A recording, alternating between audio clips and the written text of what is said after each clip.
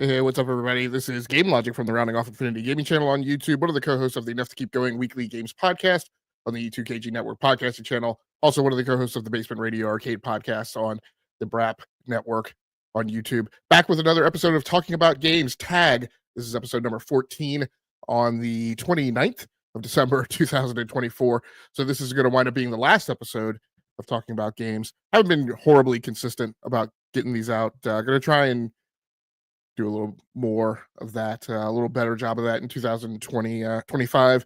Kind of been a journey this year trying to figure out kind of exactly what I wanted to do for the show format and, all the setup and mechanics, shifting from Discord or shifting from OBS, to StreamYard and all types of other stuff. So as per the norm for the last few episodes, things are going to be pretty casual tonight. I'm not as scripted as I tend to be, as I tended to be in the first few episodes. So it'll be, like I said, fairly casual tonight. So without much further ado, let's get to it. So the first news story in the rundown, and again, I've shifted things around again tonight, so bear with me as it probably takes me a few extra seconds to get things coordinated. Of course, trying to present a file for my Mac is not going to bring the actual news story up on screen. Okay, here we go. This news story over on MSN by Oscar Gonzalez. Now, this happened a couple of days ago, and it's not really the outage per se that I really want to talk about tonight. It's really more around this whole marketing campaign, ad campaign of everything's in Xbox that we started seeing kind of just before the TGAs, I think. But another thing that has gone on, while this has become the new marketing strategy for Xbox, was an Xbox cloud gaming outage. And as is the norm over, every holiday season, this is typically like not a great thing that happens. It's unfortunately not unusual, and I don't mean just for Xbox, but for PlayStation, for various, for various service backbones, for consoles, for live service games. Not infrequent for them to have some hiccup or burp over Christmas when kids have gotten new presents, things that they want to use over the break, and of course it's disappointing. So with regards to this particular outage, Xbox Cloud Gaming outage, here's why your queue is so long. Xbox Cloud Gaming service has been down since Thursday, according to the official Xbox support Twitter account. It appears that the service, which lets you play Xbox games on phones, tablets, and other devices, is slowly coming back, but it's not at 100% yet. The Xbox support account tweeted on Thursday that it was aware of issues with launching cloud gaming titles. On the Xbox status page, it showed the issue starting at 1:42 p.m. Eastern Time, 10:42 a.m. Pacific, and it is still being worked on with a resolution saying it's pending. The Xbox support account tweeted Friday morning saying that people are trying to launch a game. We'll see long queue times, but it shouldn't take as long as shown.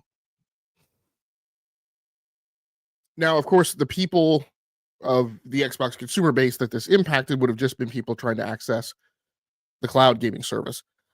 If you were actually on an Xbox, you should have been unimpacted.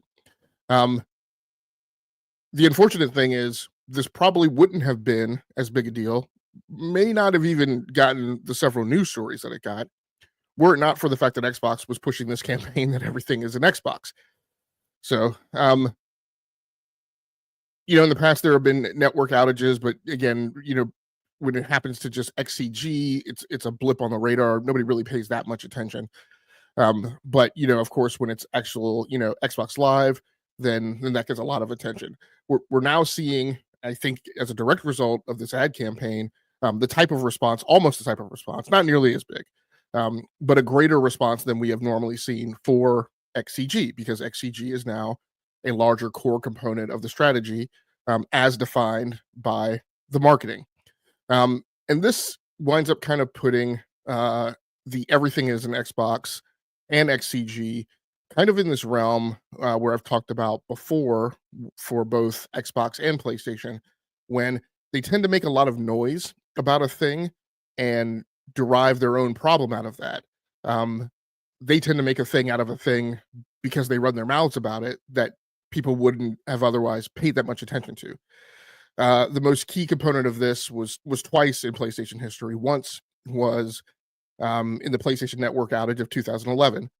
They were just blatantly dishonest with us and not upfront that the PlayStation Network backbone had actually been completely broken in a horrific manner, had to be entirely rebuilt because of bad actors who had gotten inside the network. At that time, the network backbone for PlayStation actually rode on the PC gaming network backbone for I think they were called SOE, Sony Operate, I don't know, but it was basically the EverQuest guys, and the backbone had been built there at the time. Actually, the Sony Network Services division that hosted gaming was actually not part of the PlayStation Network, and this was part of the reorganization that happened in the wake of that as Kazurai kind of rose to power. In consolidating that network division inside the PlayStation family division group. But like I said, and then the second time was during the crossplay debacle when both Sean Layden and then Jim Ryan continued it, made a lot of sturm and drang about various reasons why it was difficult for them to enable crossplay, but then also was not necessarily desirable for their own community, citing that they were concerned about the behavioral standards for other network participants like Xbox Live and other people who would be joining in on the network on crossplay who hadn't ascribed and agreed to the PlayStation Network T's and C's and service agreements. And then also talked about how difficult it was for software developers to enable crossplay, and for them on the PlayStation side to then also enable it as well. And then, as I mentioned a few shows ago on another podcast, then you had the guys at Epic who had done the work, and on a weekend when nobody was really watching, did actually just flip a switch. After PlayStation had made a lot of comments that it's not just like flipping a switch. Now, of course, enabling crossplay is not just flipping a switch, but the point is that they had done the work, they had made it a configurable parameter, and then all they had to do was then just go in and enable it. And so these were two instances where in the past on the PlayStation side, again, they've made a lot of sturm and drang about things that may not have been as big a deal. Would we have been bothered that the PlayStation Network had been compromised? Yes, but we probably would have been less bothered had Sony just been upfront about it and told us in the beginning, instead of it lingering on for I think it was like a week or 10 days or something like that before the word finally started getting out that the PlayStation Network was broken and that, it had been compromised and yada, yada, yada. Up until then, the initial report was, oh, we're just taking it down for maintenance. So this is kind of the same thing where Xbox has gone and they've gone out on this marketing venture to say that everything is an Xbox, which again wouldn't have been as big a deal, except for the fact that for everybody who is in the pool of everything is an Xbox that's not actually an Xbox and is accessing the services and the software via some means other than the console itself, they're the people who are impacted by this Xbox Cloud Gaming outage. So to a certain extent, that's kind of enough about the outage, right, as far as I'm concerned. I assume that the system has been restored. I'm not a Game Pass subscriber or an Xbox Cloud Gaming user. Quite honestly, in digging around, there wasn't a lot of there weren't a lot of news stories indicating that the system had been restored. I don't hang out on Twitter anymore, so I haven't been tracking the Xbox support accounts. I assume that it's back up. But I want to talk a little bit more about the actual ad campaign itself, because since the ad campaign has started, I haven't really spent a lot of time pulling together my own thoughts on it. But in general, I haven't really agreed with that marketing vector since it began. There has always been something about it that didn't particularly sit well with me. And it's not really because, Xbox is ceding territory and market share by telling people you don't have to buy its hardware to be an Xbox gamer. There are some opinions that, in order to compete, in order to show that Xbox is really still in hardware, that they need to make this kind of aggressive, swaggering kind of approach to its marketing to tell people that buying the Xbox is important. And I guess garner loyalty with the fan base who's still on hardware. I don't know, but I don't really particularly care about that myself. And yay, verily, that might be, part of the formula and the decision making that's going into doing that marketing vector. What actually bothers me about the marketing vector is that, to me, there's a certain amount of arrogance. And before I get into this, I want to kind of also parse that. Um, I, I try very I try very much so to kind of differentiate when I'm articulating something that is about how I feel about something in the industry as an individual consumer and as a gamer versus how I think the market writ large is going to respond versus whether or not I think it's going to do something good or negative for the business. So it's kind of three different buckets. So the first bucket that I want to talk about on this particular topic is how this whole marketing thing makes me feel as an individual consumer and as a gamer. To me, there was a certain amount of arrogance. Maybe the campaign itself to me seems a little obnoxious in the notion that Xbox is telling me, trying to tell me that I'm an Xbox gamer if I play any of its games on another device. That if I access an Xbox title on a PlayStation, that makes me an Xbox gamer. If I access a title on PC, that makes me an Xbox gamer. If I access one of their titles over the cloud, then I'm an Xbox gamer, right? On an iPhone or a tablet. The problem I have with that is that it's just by and large just unnecessary, right? When EA publishes a game, when Ubisoft publishes a game, when Capcom publishes a game and puts it on another platform, they don't go through this very overt, again, kind of obnoxious thing of saying, "Oh, well, you're a Capcom fan or you're an Ubisoft fan." Ubisoft doesn't go out of its way to say, like, "Hey, if you play one Ubisoft franchise, right, Assassin's Creed, you're an Ubisoft fan." Um, in most cases, publishers don't, I don't think, try and push this program that when you play a game of theirs and you play it in a certain place, that you're then one of their flock. In fact, as a particularly, for me, because I'm a PC gamer only, now, this I think is kind of endemic to the kickback that you saw to PlayStation for attempting to push the PSN requirement, right? PC gamers, I think in general, although I also think there's some falseness right in how they responded. I will just say at face value, when you ask them in general, PC gamers will say they don't really want anyone, any company getting in between them and their game. Um, and yay, verily, as I say that, I get it. We lost the launcher war of 2014, 2015, right? We tried to push back and we tried to say, look, the only thing we want is we just want Steam, and then we don't want to be bothered, right? But the reality was Rockstar and or I shouldn't say Rockstar, Take Two, Bethesda, although Bethesda has walked their launcher back now. Lots of companies have developed launchers. EA has its launcher, and the reality is that we know we're not going to get away from that. But you're still going to have pushback, right, when that happens, because in general, PC gamers in particular don't want a company in between them and their game. An analog to that is ISPs, right, and cell phone carriers. I use Verizon Fios. I'm on Verizon Wireless, but in general, what I want is I want those companies to be dumb pipes. I don't need their content. Like that dumb Verizon cloud thing is like one of the first things that I get rid of when I was on Android. Like one of my big steps in configuring a device once I'd unboxed it and got it online, got it on the service, was immediately going through and ripping off everything that was Verizon on that phone, either burying it, hiding it, getting it out of my windshield, but absolutely, refusing, acceptance of that service. Same thing for ISPs. I don't want Verizon content right anywhere. Like I just want them to be a dumb pipe that gives me my 1 gigabit per second and then to stay out of my face.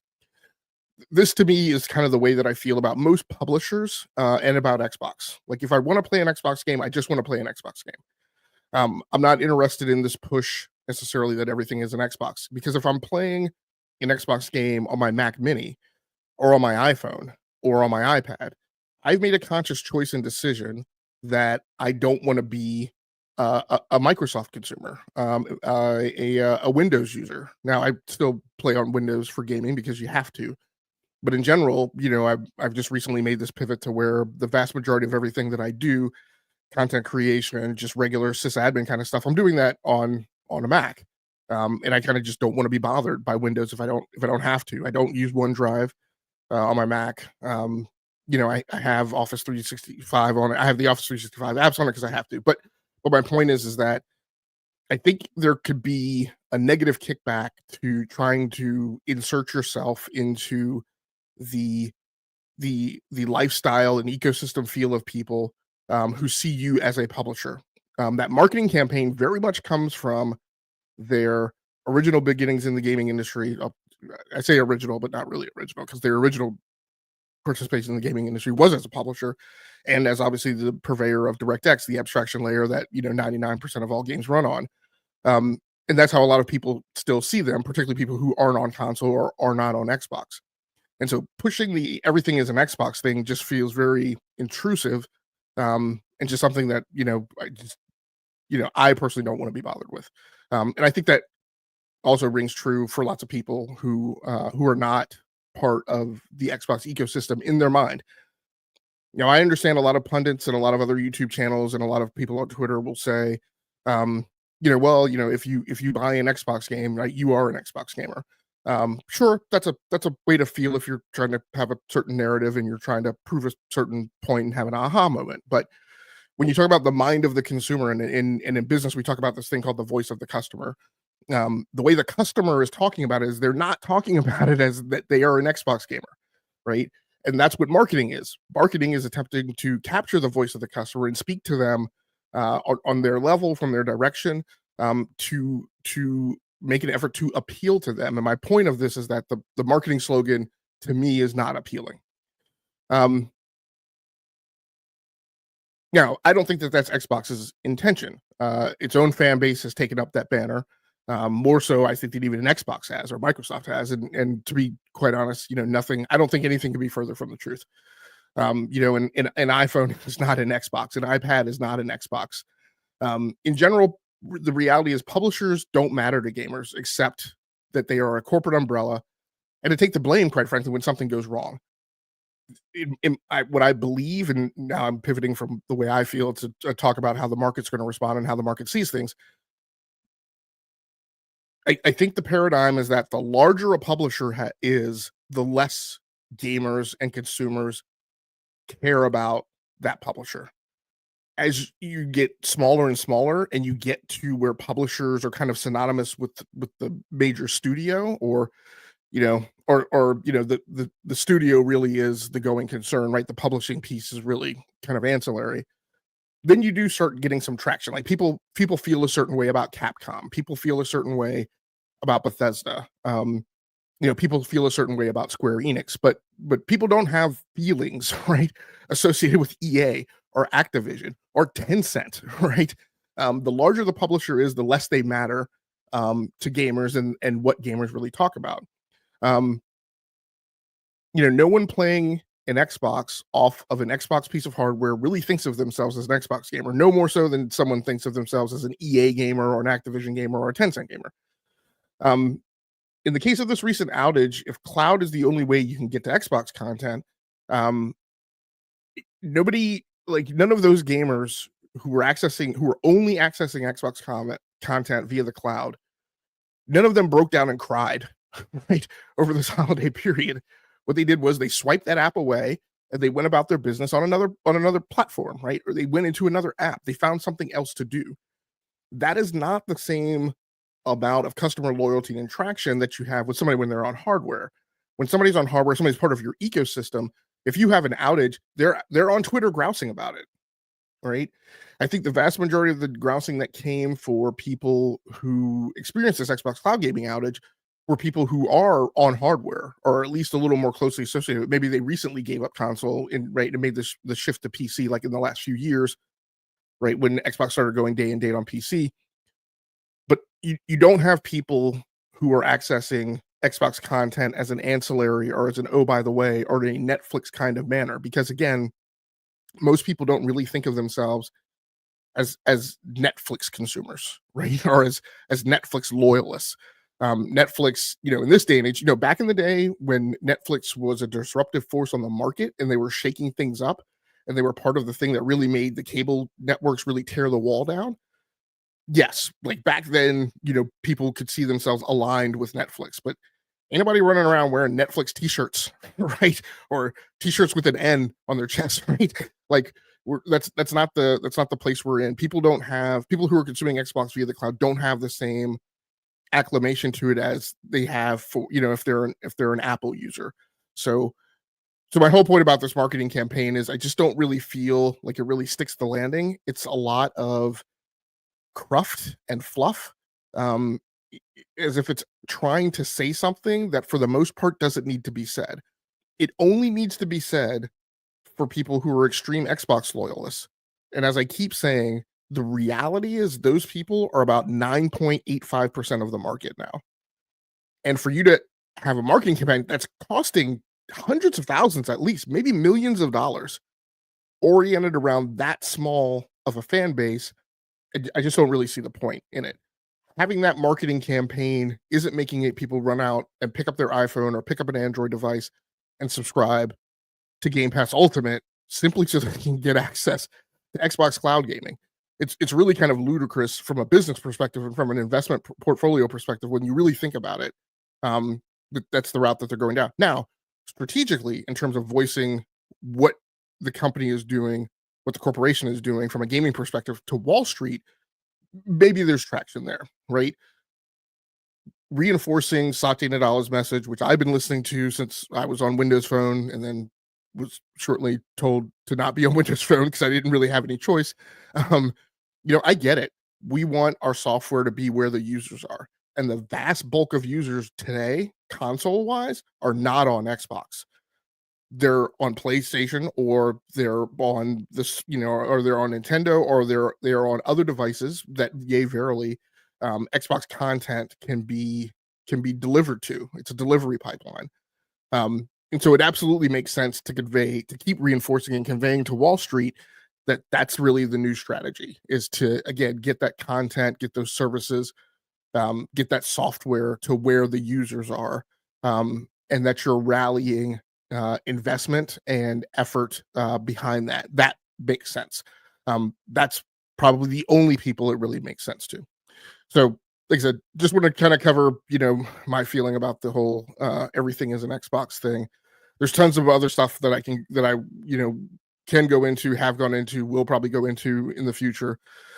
This whole notion that, again, my mom isn't going to start playing Halo because you put Halo on her microwave screen, right? It gets a little bit ridiculous how people are talking about extrapolating.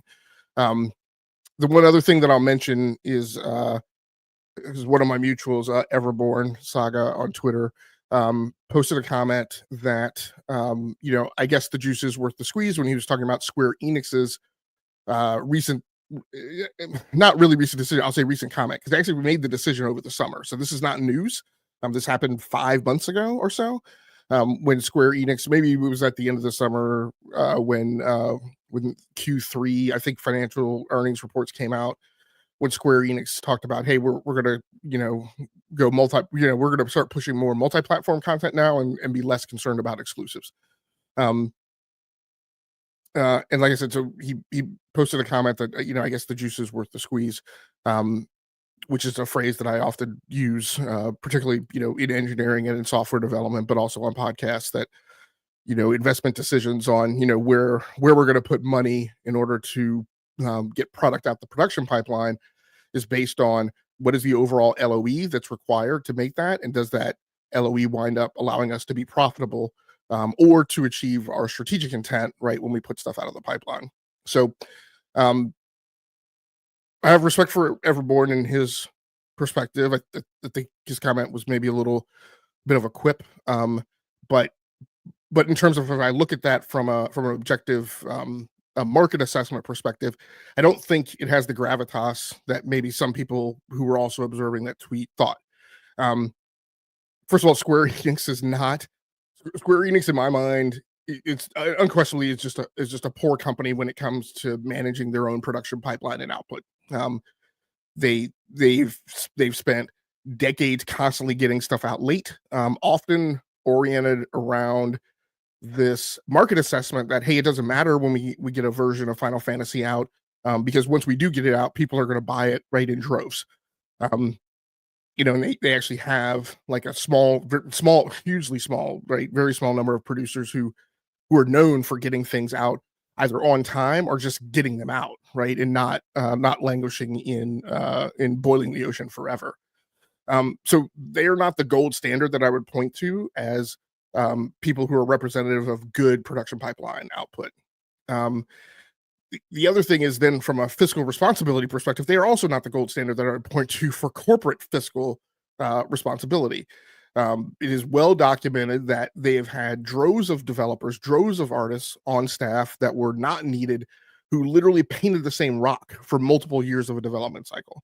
Um, so I also wouldn't point to them, right? And my point is, I wouldn't point to them as decisions that they are making are representative or indicative of what the market needs to do in response to what's happening in the current market dynamic.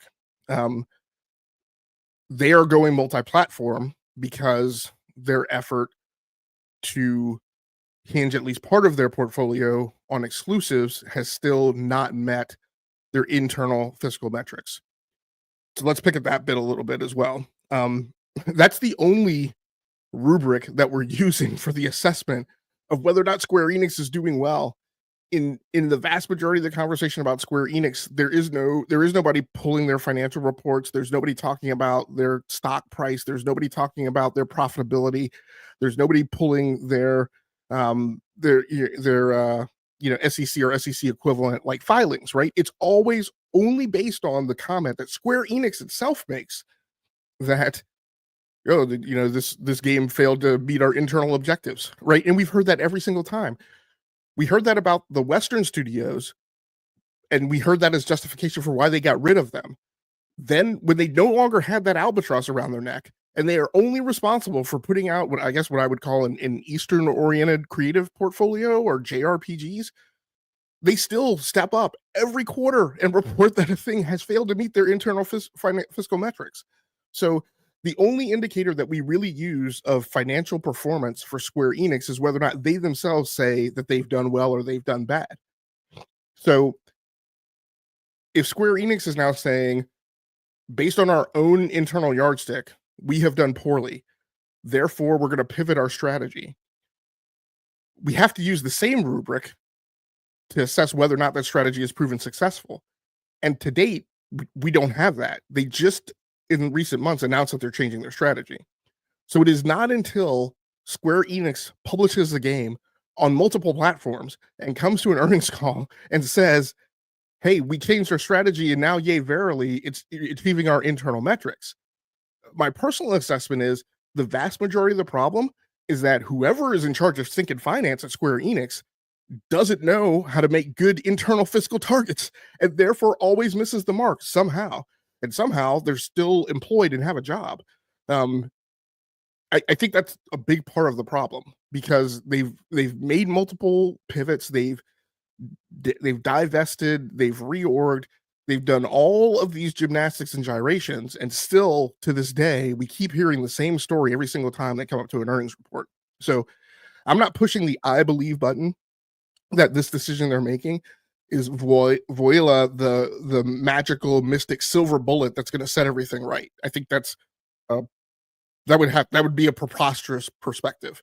And so I get that there are people who disagree violently on Twitter about market assessment and investment evaluation of like where these companies are and how they're lining up and what the future of gaming is. I get that. That's a rap game argument that I really don't care about and I'm not invested in. But the assessment of whether or not Square Enix has struck on like the silver bullet that's going to fix everything, that to me is yet to be seen. And so I can't, I wouldn't be standing on a square, shouting or screaming to the heavens that, this is what they need to do. And again, I'll go back to they're making a change because the thing that they were doing previously is unsuccessful. This is the loop that I would also say about Xbox. There's been a lot that's been said that Xbox is doing a thing that everyone is going to have to do. But let's make a realistic take on it. Xbox is doing a thing and is changing the way that they've been doing a thing because the thing that they were doing before has proven unsuccessful. it has proven to not gain market share. It has been constantly decreasing and dwindling market share. It has proven to not be competitive at an equal level with its competitors, at the time when it had, what you could have argued was a comparative set of resources. um, they have established that in order for them to compete toe to toe, they have had to go out and make $80 billion upwards northwards of that, of acquisitions. um, so the place where we are is not, Xbox has had some epiphany and has foreseen the future, as if Phil Spencer is some type of Steve Jobs, and come to a conclusion that they're going to start pivoting and doing a thing that everybody else is going to have to do. Xbox is doing a thing because they were under duress and because they needed to make a change, or else they weren't going to still be in the business. At least still be in the business, within a time bound where people were okay with continuing to invest, um, for the type of market returns and type of competitive stature and market share that they were achieving. Um, when I've talked a lot in the last few weeks about the great business case studies, in the digital era, in the technology era, in the ones that have proven successful, and the ones that have failed. We look at Wang, we look at HP, we look at IBM, we look at BlackBerry, we look at these companies that have pivoted. We look at Seagate. You read, the innovator's dilemma, the wisdom of teams. You read about all these companies out of Silicon Valley that have pivoted, and these companies have pivoted not because they were at the pinnacle of their game and they foresaw something and they shifted. That's not what those case studies are about. Those case studies are about things that were failing, and companies that were put in extreme risk and made a change. Well, not in the case of Wang. Wang is, was a failure. But again, this is not Apple, right? This is when Apple cannibalizes a product line, when Apple ate the iPod, right? One of the most successful products ever in the history of the consumer electronics industry. Apple ate the iPod because it foresaw that they needed to do it, or else some other competitor was. That they needed to be the ones who came to market with an equally addictive device that was capable of meteoric market share, right, before someone else did. That's that case study. That's not what Xbox has done. Xbox hasn't struck on some concept that by diminishing the value of hardware, they're going to achieve some comet-like velocity around software and services. That's not what's going on here. So again, I think some of the comments and some of the perceptions and evaluations that have been made are not quite reality. So let me go on to the second news story. I said I was going to try and keep it short tonight. I don't think that's what we're going to actually do. I think I'm going to whip through these pretty quickly because I want to actually get to the end here. So give me a second. I'm going to get a drink, take a spot of coffee, set some other things up, and then we will get going. Give me just 1 minute.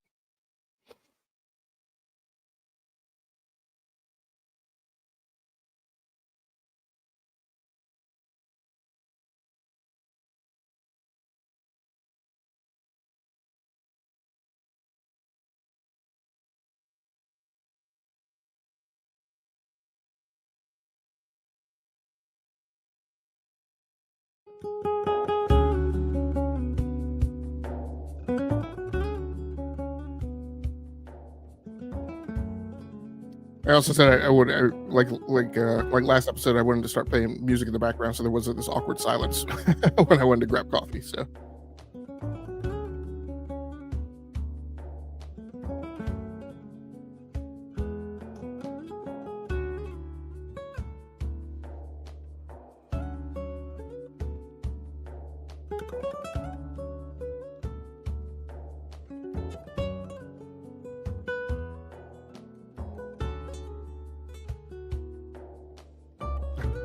Nate, thanks so much for coming through the live streaming, Nate. Sorry, and I'm going to mention one more caveat on the Xbox thing before I move on to this other news story. And again, I keep repeating this. I don't know that if I'm ever going to be able to stop repeating it. I think again, I talk about those things that people have this perception that like I hate Xbox or I hate the Xbox product, or and I'm like, I don't have a problem with Xbox's strategy. Game Pass made sense because if Xbox doesn't do Game Pass in 2017, 2018, whatever, we're probably today not having a conversation around Xbox in the console industry. I don't have a problem with Xbox publishing a game to multiple platforms because it doesn't make any sense for you to make the investment to develop a game with a 5-year development cycle to sell it to 28 million people. Like, that makes literally no sense. So publishing their games on other platforms makes absolute sense. Lots of the things that they're doing,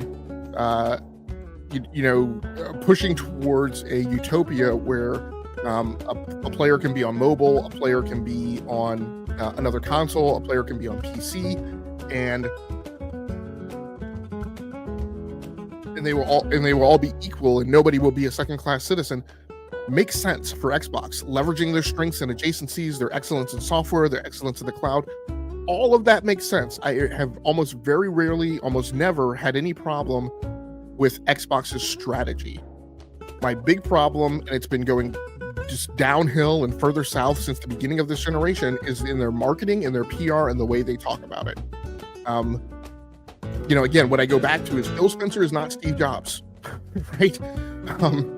There aren't these epiphanies happening. There are challenges being experienced and adjustments made to the way to proceed forward in the face of those challenges. A lot of those adjustments make sense. I completely agree, going back even further, well, not even further, but, going back further than, the beginning of this generation, absolutely makes sense for them to say, we're not worried about PlayStation. That's not our competitor. Our competitor, when we talk about Microsoft, is Amazon and Google. Going after MAU because it is designed to put a chilling effect on Amazon and Google, and to say, look, if you come over here and you put your foot in the gaming industry, again, this is in the wake of the failure of Stadia, right? And you try and plant a flag here, right, in a way more aggressive than what Amazon is doing with its current gaming efforts with Luna, and it's I think it still has 2 studios. If you come over here and try and plant a flag greater than that, you're never going to be able to catch up because we've got the MAU, right? And for those companies at that stature, those companies in the $1 trillion club, MAU is a big deal, right? Totally agree, and don't want to marginalize that or diminish it. But again, the notion that they're doing something that at any rate, I don't have a problem with Xbox's strategies. I have a problem with their marketing and their PR and the way they talk about it, and the way, quite frankly, that over the few years, when I was an Xbox fan and I was still on the platform, they just came to showcase after showcase after showcase, right, and just talk to me. I would say, its consumer base as if we were stupid, right, as if we didn't remember the thing that they had said last showcase and we're just going to give it a pass. That to me was the part that's asinine. E-Nate says, agreed. People thinking that PlayStation and Nintendo should follow them is crazy work, though, not Steve Jobs. That's the truth. Yeah, I mean, you don't see Nintendo making, and this comment that gets made by some pundits that the gaming industry is changing. What I go back to is, well, no crap, right? I've been watching the industry since its inception, right, in the 70s. Literally have been part of the consumer base, right, since that time, since the first console was sold at retail in North America, and the industry's constantly changing. The industry changed when we went from cartridges to optical media. The industry changed when Sega dropped out and PlayStation came in, they dropped out when Sega came in, and PlayStation, right, kind of really stuck with it. It changed when PlayStation came in the first place, right, after having spent time in making the optical drive for what was supposed to be the 64 Double D. It changed when Xbox entered the fray. It changed hugely when Xbox Live came on the scene in the 360 generation and things became online, right, in a really viable, easy to use, market share grabbing manner. So there are always these heaves and throws about the industry changing. What's going on now isn't different in terms of the volume of change and volume of turn than we've seen every generational evolution, or every decade, right? There are always these inflection points based on technology, based on the way people consume. That's not newer and that's not different. We need to stop saying that as if like we're striking on some like amazing insight that about something that's ever occurred before. It's not. In fact, it's why people do what we do, right? It's why I podcast. It's why I spend time paying attention to the industry, right? Because these things happen. At any rate, I love Xbox strategy. Keep doing what you're doing. Spend a little more time maybe shutting up and just executing. Anyway, next news story. nVidia GeForce RTX 5070 and RTX 5070 Ti final specifications seemingly confirmed. This news story over on Tech Power Up by Alexander Dark. I don't know why. Thanks to Copite 7 Kimi, we were able to finalize the leaked specifications of NVIDIA's upcoming GeForce RTX 5070 and 5070 Ti graphics cards. Starting off with RTX 5070 Ti, it will feature 8960 CUDA cores, 16 gigabytes. I think that's the important thing about the 5070s. 5070s are looking like they're going to have 16 gigs of VRAM. 5090 is supposed to have 32, and the 5080, I don't know if I've seen a number for the 5080. I do believe it's supposed to be north of 16, but not 32, so maybe it's going to have 20 or 24. I'm not sure. 256-bit memory bus. Card is reportedly designed with a total power board of 300 watts. The number that I'm hearing for the 5090 is 600 watts. And I didn't have time to check. I forget. I used to have a thumb rule from TDP to the expected power supply you would need. I forget what it is. I'm just going to assume that you're going to need a 1200 watt. NVIDIA is going to recommend you to have a 1200 watt power supply. Maybe. I have 1000 watt power supplies in my PCs in general. That's kind of my baseline. I'm assuming that even my 1000 watt power supplies are going to be below the recommended for the 5090. Now, I'm not part of the addressable market of a 5090. I'm skittish. I was skittish enough about the 12 volt high power connector. Even when that got modified to, I guess, the 12 volt 2x6 connector, which I think is still the 12 volt high power connector, just with a recessed pin or whatever in it, to mitigate potential for shorting when you have high cable bend or whatever. I'm just not in that. I have a 4080 now. I probably don't see myself going higher than a 5080 next time around. I don't have any burgeoning need to upgrade. I have two of my boxes have 4070 Supers in them, so I think I'm okay. And then I have a 4080. But that being said, I do tend to get thirsty. So,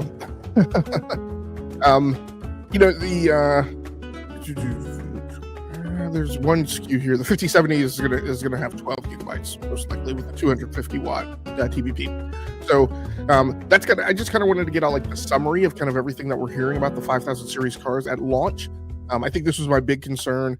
Last time, I don't have it memorized perfectly, but I think last time they only came out with the 4090 and the 4080 right off the bat. It's looking like at launch this time around they're going to have, as opposed to the past when they have launched with at least one SKU in every part of the product line, right? They've launched with a 60 series, a 70 series, an 80 series, and a 90 series. Last time they only had the 90 and the 80. This time it looks like they're going to have the 5090, 5080, 5070, and a 5070 Ti. I wouldn't be surprised if there's some other SKUs in there. Priscilla mentioned I have that. Priscilla, I think you mean burgeoning need. I'm not going to say the word that you actually have in the chat. I think you're saying I have a burgeoning need for the 5090. But thanks so much. I appreciate you coming through the chat too as well. But yeah, I mean, look, over the break, there's been a ton of drips and drabs about all these different cards that are coming out. Again, we're expecting that the official announcement is going to be CES 2025. There was some suspicion that we were going to see maybe early seeds of these cards hitting retail, maybe in China. Priscilla's laughing. That turned out to not come to fruition. We thought, based on an interview, no, not at all, Priscilla. We thought, based on an interview that was held on a Chinese network, that there was the potential that there were going to be some early seeded cards at retail in very limited supply. in the walk up to CES. Like I said, that looks like it has not come to fruition. So, for people who are in the market for a 5070, and again, I push back a little bit on kind of what I personally feel like or call is this like generational dialogue around PC parts and upgrades, with people showing a lot of angst for like a new generation of CPUs and GPUs because it's not worth upgrading, because I'm on the last generation hardware. And again, I will say to you also, no crap. Nobody who's on the current generation hardware typically is really the focus group for upgrading to like the next generation. You usually just need to skip 2. So if you're on a 4000 series GPU right now, there's absolutely no need for you to step up to a 5000. It's very unlikely that there's going to be a card other than the 5090 itself that achieves performance in an envelope that justifies making that step up, and it probably won't even justify. We're hearing prices now that the 5090 is going to be in the $2,600 price range, and that the 5080 I want to say might be like $1,600. So we'll see. I don't know. At 32 gigabytes of RAM, you're probably gonna. I've been feeling like the 5090 was going to be $1,500 to $2,000, with hopes that it was going to come in at like $1,700 or $1,800. And then that the 5080 would come in, between $1,200 and $1,500. But I'm not the best on guessing prices, so we'll just see how that goes. Priscilla says, "I thought you said the other thing." So like I said, I just wanted to kind of get everybody caught up with like the ballpark of where these cards were headed. And announcements at CES 2025 in the first week of January. Radeon cards also are expected. Sounds like nVidia is skipping the 8000 series, or maybe the 8000 series Radeon cards will be APUs for laptops, and they're going on to what it sounds like is that they're going to go on to the 9000 series. All right, let's get all logisticized. Trying to make up a word that sounds like it could be a word. Set up for the next news story. Give me just a second.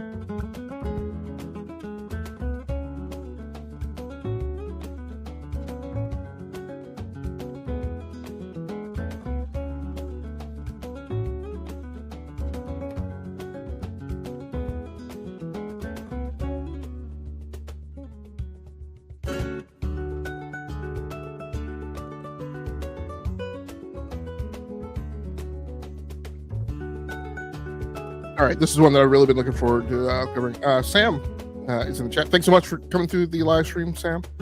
Again, another one of my mutuals on social media. Says, I could probably stand to upgrade. I forget that. I guess I can present people's comments. I could probably stand to upgrade to the 5080 or 5090 doing artwork, but I'm seriously thinking about getting the new M4 Max MacBook Pro for the upcoming Mac Studio. Yeah, that's a spicy upgrade too, Sam. The other thing I'm hearing, I think I just saw this today, that supposedly there's a rumor that Intel is going to put out a Pro Series card. Again, not saying that anybody who's in the market for like Mac silicon needs to be thinking about an Intel card, but it'll just make the marketplace interesting, right? And so we're talking about something that is along the lines of like the Quadro line, or I can't remember what the AMD variant, the Fire Pro. So a professional series car for somebody like you, Sam, who's in the lane of doing artwork, as an Intel alternative. So we can keep our eyes on that too. Yeah, but I want to say, did I hear the Mac Studio release date? I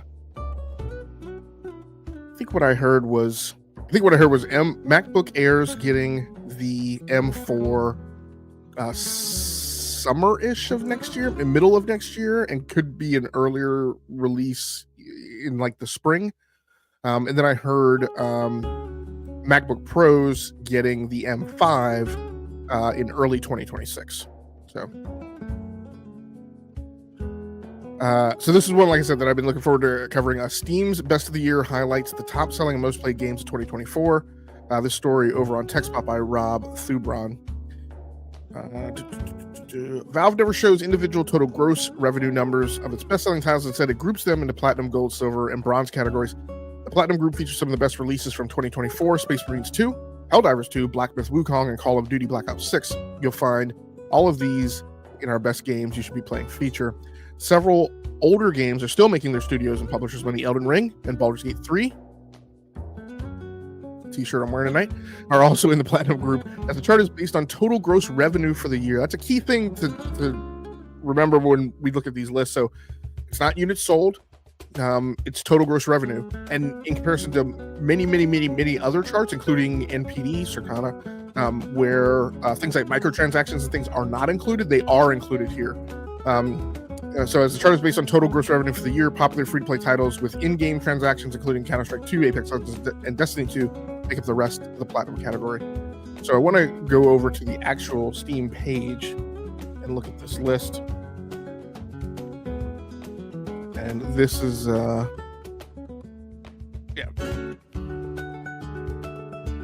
this is gonna be my first time actually going through this because I didn't go all the way to the Steam page. So Sam says that Apple Silicon is sweet. Yeah, Sam, I was listening to an Android developer and she was saying this is Win. I can't remember how to pronounce Win's last name. Dwit something like that. Who's a co-host on I think it's called Android Faithful. It's the guys who used to be on All About Android on the Twit network with Leo Laporte. I think they have. I think some of them still. I think Jason still does work for the network, but the podcast they've taken and done their own thing. I guess because Leo has a tendency to unfortunately cancel podcasts who aren't making the numbers that need to be made. She mentioned this thing. I'm sorry, I'm taking a quick tangent from gaming here into tech. She mentioned this thing that lots of Android developers use Macs because it's also Unix based, and so it's the best thing for them to develop for Android on. And she mentioned that since Apple started doing its own silicon, since it's been doing these M chips, that what a lot of professional Android developers will do is like they literally upgrade like as soon as a thing becomes available, because when they're developing and they're making changes, they're constantly making a change, recompiling, right, redeploying an app, and then doing tests. And so she was saying like look, even if the next Apple Silicon knocks like 10 seconds off your compile time, that's 10 seconds that aggregates over like each iteration of spooling a new app and doing testing, that eventually adds up. So she's like, lots of us just like, as soon as a new M whatever becomes available, we take the thing we're on, we go trade it in, and we get the new thing. I thought that was super interesting because, again, that changes, right, the paradigm that I just talked about for me, who's been on Windows and has been a Windows gamer, right, all this time. And in other things like with phones and stuff, and think about like this every other iteration generational upgrade cycle. I'm used to always telling people, look, if you're on the iPhone 15, you don't need to upgrade to the 16, or if you're on an AMD Ryzen 7950X, you don't need to upgrade to Zen 5, right? But it was super interesting to just hear a perspective that no, like as soon as the next thing is available, we all go get it. So let's get a couple more comments out here, since I've been so bad about posting comments. The 5000 series is sounding more and more like the 2000 series cards again. I hope I'm wrong, but it's going to be interesting to see. I'm trying to get into character. Okay, Sam.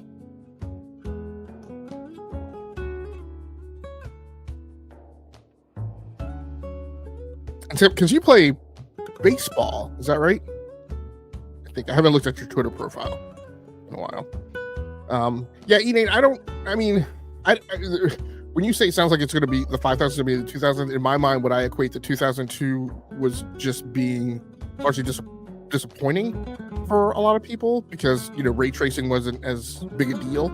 The industry wasn't really ready for ray tracing to be as big a deal as nVidia was pushing it. As far as people who are going to onboard to it, I feel like the 4000 series card to me is a lot like this console generation. Like this, PlayStation's doing fine with this console generation, but at the end of the day, what I keep saying is, I think this console generation, we're going to look back and we're going to kind of think of it and call it like the lost generation. And I think the 4000 series cards are that too. Just with, supply shortages at the beginning, right? When those things were being sold, exorbitantly high prices, those things becoming available when inflation was at its peak. I think you have a lot of people who are still on 3000 series cards who are going to want to upgrade to the 5000. So we'll just see. Sam says he is a baseball player. So going on to the best of the 2024, probably going to go through a few of these categories and just look at some of the numbers. In the platinum group, and again, Valve does not publish actual numbers, but they put these people in these games in tier groups. As mentioned, Black Myth Wukong, Helldivers 2, Call of Duty Black Ops, Baldur's Gate. Oh, I didn't realize this. What is that doing? I am logged into Steam. I didn't really. Why I'm logged into Steam on my Mac Mini, I have absolutely no idea. I don't play PC games here. I play Apple Arcade games. So, of course, as we scroll through these, we will see which one of these things is actually in my library, which was not an intentional reveal for the show. But Space Marine 2, as mentioned, one of my favorite games of 2024. Somehow I actually have PUBG. Maybe I downloaded that one time. The thing that's super curious to me in these numbers is Destiny 2 being in this group. Destiny, lots of people have slagged Destiny for falling off the mark, and Bungie for falling off the mark, not doing as well as they did. Their release of the final shape, it's been known that it made huge numbers, brought them way back up the ladder in total concurrent players. People have stayed on board. So Destiny 2, the final shape, has done what it needed to do for Bungie this year in a lot of ways. Still has fallen short in terms of how much money they were investing. But overall, on its own merits, right, that game and that release has been successful in my mind. E-Nate mentions, I can post his comment. Nope. I'm behind. Here it is. I feel like they are going to be overpriced, and under-deliver on people's expectations, especially when it comes to VRAM, as NVIDIA seems to just not want to go higher the 58 series. Yeah, we'll see. One of the things that's been purported for this generation of card has been that we will see, I can't remember the exact term, I think it's neural rendering, and that's some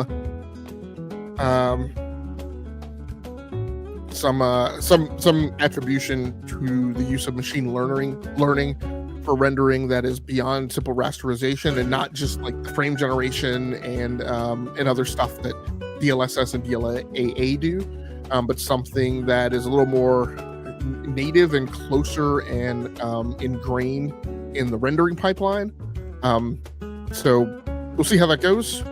Again, there's been, from the PlayStation presentation, we've had, a lot of comments that, AI ML is the way to go to continue getting ever increasing performance, that we're really just out of this era of, simply pumping more and more and more out of the rasterization pipeline. So, I don't know. We'll see how that goes.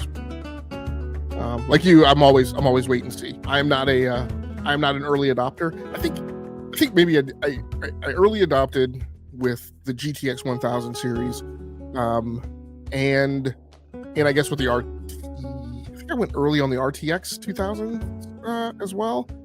I did not adopt early for the 3000s because, of course, pandemic, supply chain problems. I did not adopt early for the 4000 series, so I'm happy to wait and see.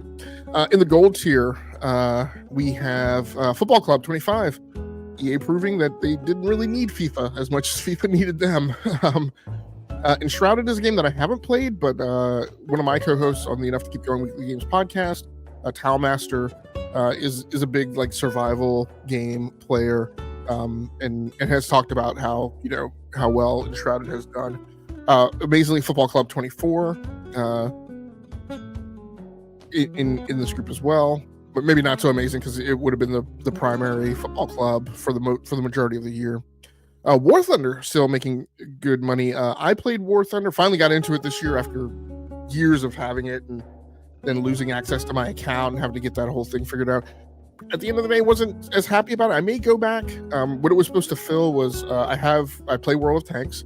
That gets me my ground stuff. I play World of Warships, so that gets me my naval combat. I didn't have anything to fill the bill for competitive flight sim, and so when I went to War Thunder, I wound up playing the naval combat, and maybe that was part of it. I wasn't as impressed by that, and so I just went back to World of Warships, but I may go back to it for my flight sim fix. E8 mentions shout out to the 1080 Ti. My boy's still playing League of Legends on it to this day.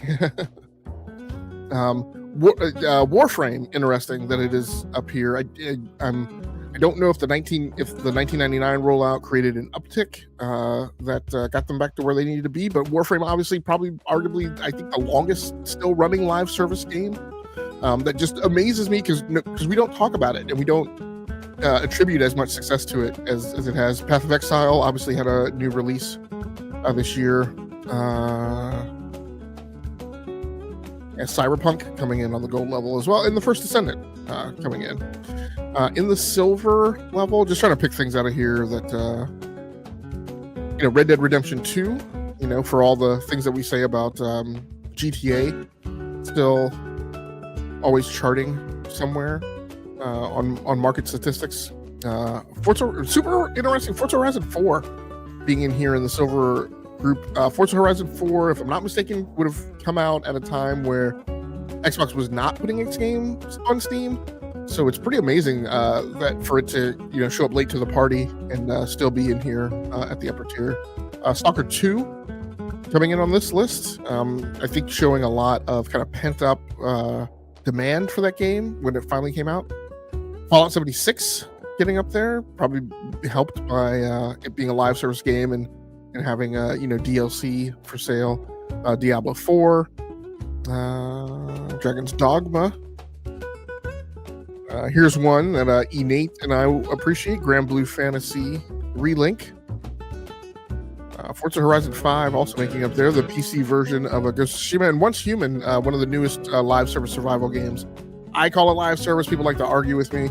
I said on the last episode of Brap, go read, go find the articles on GameIndustry.biz and listen to the ARC team talk about how that game they treat it like it's a live service game because the demand pipeline, they're dependent on that for the game to survive, right? So, and last, I'll look through a couple of the bronze ones. Satisfactory 1.0, big release, new game this year. No Man's Sky, one of the great success stories of the industry, coming in, just continuously delivering free content. Just an amazing story. Stellaris, this is not, this is the original game, so it's still coming up in here on bronze. And what's amazing too is with Steam and all of the deep discounts it does, for there to be these old games that are also being sold at discount, but then still break these revenue tiers when they're being sold alongside. I'm just trying to find a game in the gold tier that is super expensive. Maybe I'm not going to find one.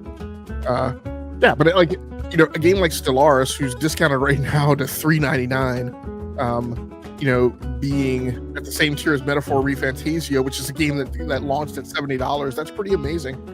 Now it also speaks to the fact that Stellaris most of the time is $40 with no discount. So, but some there's pretty impressive things in here. American Truck Simulator, Euro Truck Simulator, The Finals, who I don't think has particularly burned up the charts as a live service game, but breaking here into the bronze tier with any of its Slow-mo has taught me through this. I don't know I don't remember the entirety of the business model for The Finals, but Crusader Kings, an Xbox game, in here in the bronze tier as well. Warhammer from EA. Monster Hunter. Oh, wow. So Monster Hunter Wilds on pre-purchase broke the bronze tier. That is also commercially pretty damn impressive. Sekiro being in here, and then Civilization 6, in quite old game. 2016 sticking in here at the bronze level. So, and Street Fighter getting in here as well. So just wanted to kind of go through that and talk through some of the impressions and things of looking at what consumers are actually buying. Again, I think there's a lot of talk about things that people believe consumers are buying, but I like actually looking at objective metrics. Proof of life. Let's see.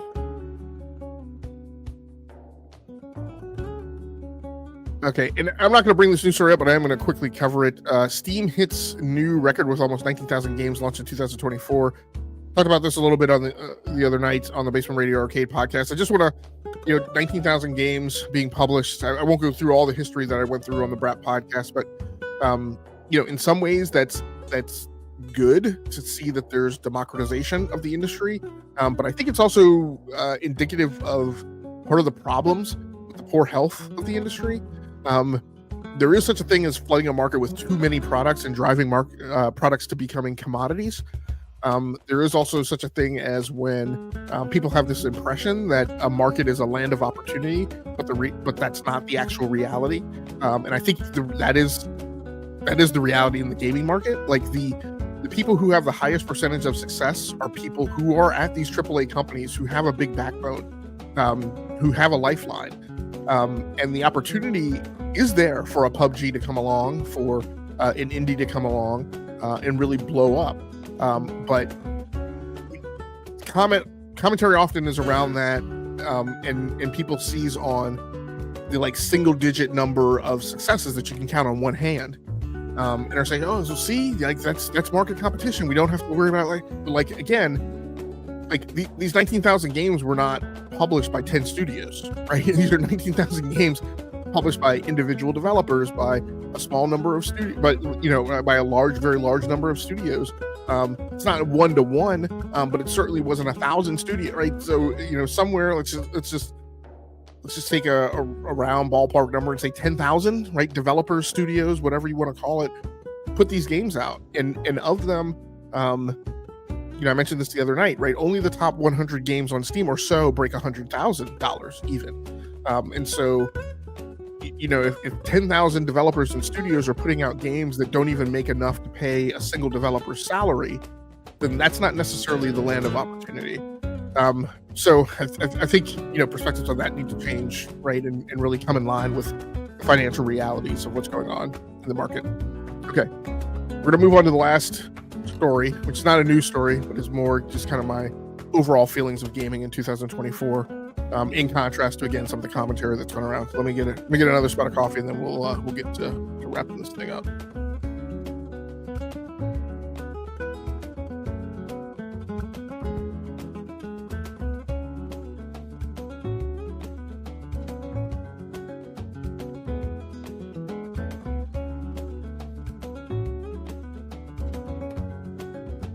Okay, so this last thing, and I made all these banners for scrolling news stories, and when I'm doing the show solo, I can't remember to bring them up. This last thing that I want to talk about is kind of this question, was it a down year in gaming? I think this has been a popular byline by a lot of podcasts, again, a lot of pundits, a lot of commentators on the gaming industry, that things were somehow bad this year in gaming, that they were worse, that the titles weren't there. I think it could definitely be said that there were not as many kind of summer blockbuster Michael Bay level, games of 10,000 explosions on the market this year. You can put blame for that, or you can argue that is partially pinned on PlayStation for not having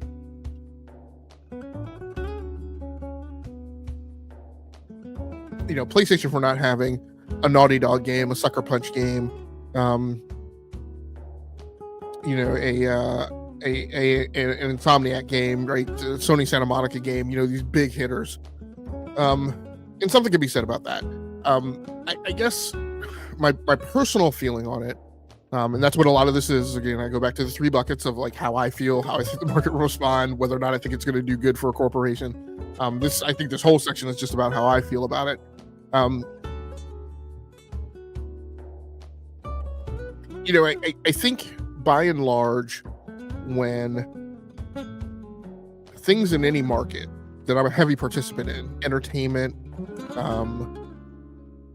gaming, books, television, whatever, that when there is not a preponderance of content that is kind of in my wheelhouse, I think in general, I tend to find that okay, because that gives me time to go do other things. And even in that same medium, It gives me time to experience content that has not been my norm, that hasn't been a large occupant, right, of the drum beats, right, of my life and my engagement in there. You talk about this year. Sorry, I realize now I need to bring up my Notion notebook. I can find it because that's where I listed all the things that I played this year. Oh yeah, here's a list right here. So, I played 28, maybe 28 new games this year. I didn't finish all of them. That's something I'm personally bad about. So I won't sit here saying, I've completed all these games. But there were 28 games that hit the minimum inflection point for me, which I describe using a cliche that I call, the marketing, the studio, the publisher, whoever did their job in encouraging me to get down out of my seat and be bothered to go play a thing, right? Because I have other things to play, I have other things to do. I'm not obligated, right, to go play a thing. A lot of people are anchored and heavily tied to platforms, and so they go play a thing because it's a first party thing or it's a thing on their platform, and I don't care about that. A company has to convince me that it's creatively worthwhile, that it's mechanically worthwhile, that it piques my curiosity, whatever is the case, and that they don't do things that turn me off, like in the case of Dragon's Dogma 2, right? That the buzz around that game, how the company handled it, just did a lot of things to turn me off. I'm not obligated to go play Dragon's Dogma 2, so I couldn't be bothered. But I found plenty of other things to play, and for me personally this year, I spent a lot of time playing JRPGs, which not only has that been a genre that I didn't spend a lot of time in, it was just a thing that in the past, I couldn't be bothered with, right? But, whether it was because of just where I personally, a corner that I personally turned in life, or as a result of, there not being, all these fireworks going off around the gaming industry, around, a core number of AAA titles, it created an envelope and a window in my life to go play other things. We just went through the platinum, silver, gold, bronze tier on Steam, and look at all the things that are there, all the things that were older games, all the things that were smaller, newer games.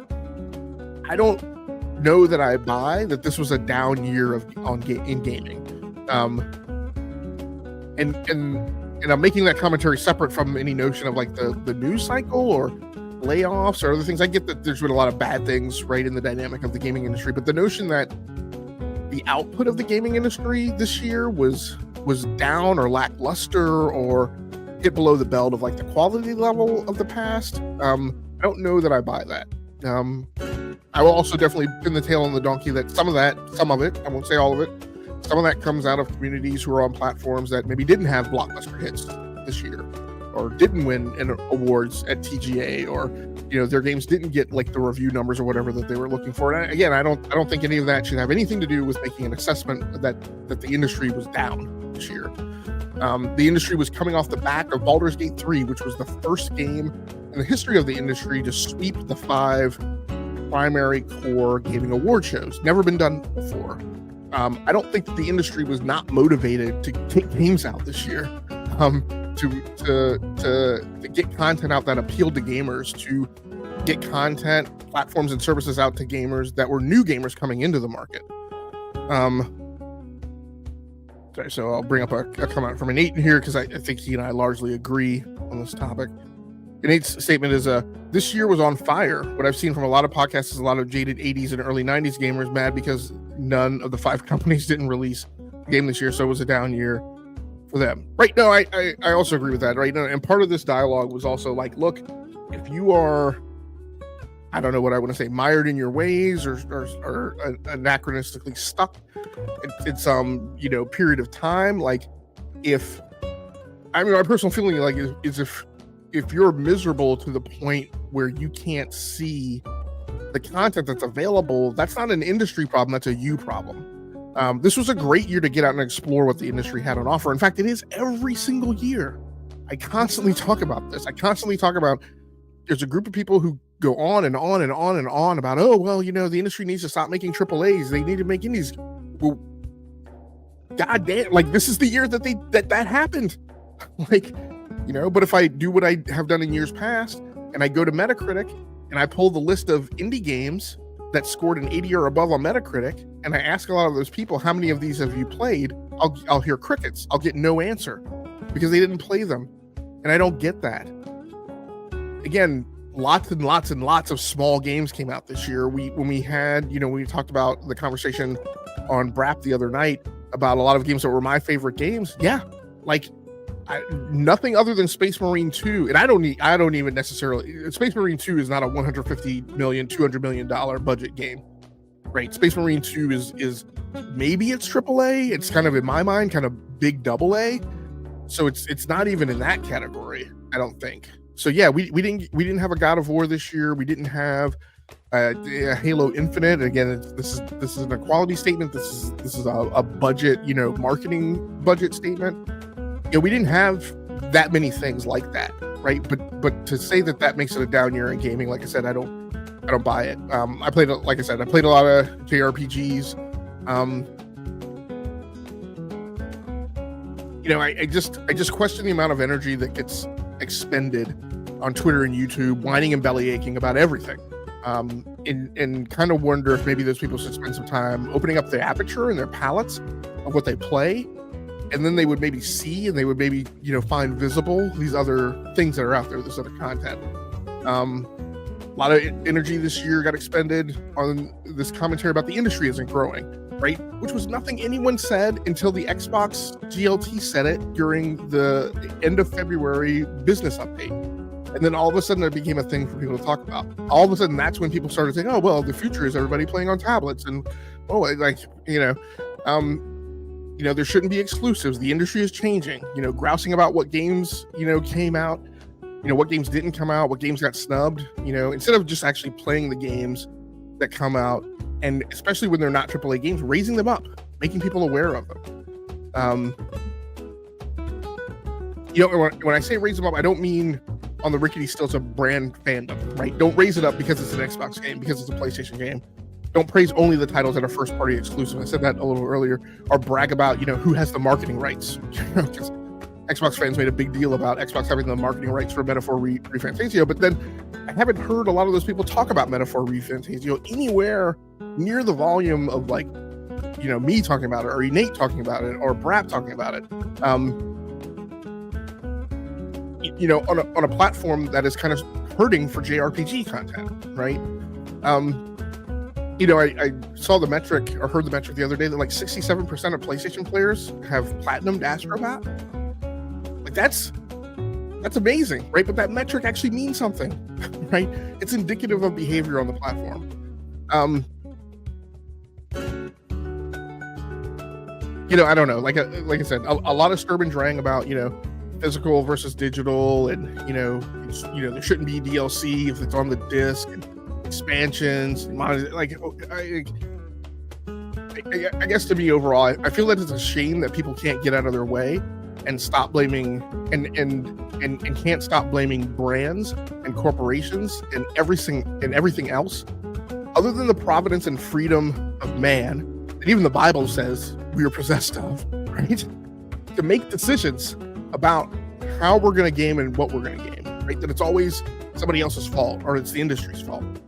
And so for people who had a horrible year of gaming in 2024, because literally a lot of the people that I've heard with this trend of discussion, it sounds to me like they were actually miserable playing games in 2024. If you're miserable playing games, if you were miserable playing games this year, I guess maybe just stop, right?